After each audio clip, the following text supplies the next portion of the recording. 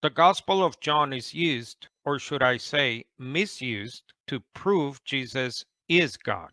Yet, ironically, the Gospel is primarily defined by Father-Son language, denoting the subordination of the Son, and by the principle known as agency. According to the Theological Dictionary of the New Testament article on the word apostolos, the rabbis summed up this basis of the shaliach, the Hebrew word for agent, in the frequently quoted statement, the one sent by a man is as the man himself. That is, the agent is as good as the sender in all that he says and does in execution of his commission.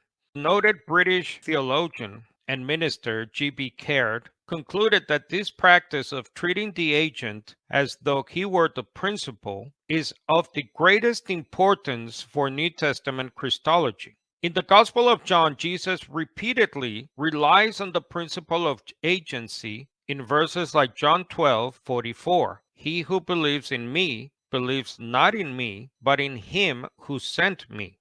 In John 13:20, Jesus says, "Very truly I tell you, whoever accepts anyone I send accepts me, and whoever accepts me accepts the one who sent me."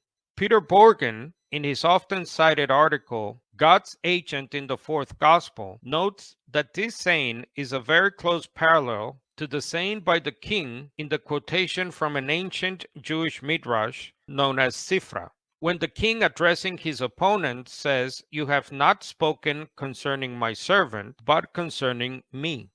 The Oxford Handbook of the Reception History of the Bible says the repeated stress in these and other passages on the sending of Jesus indicates that his depiction as God's authorized envoy is to be explained against the background of Jewish notions of agency.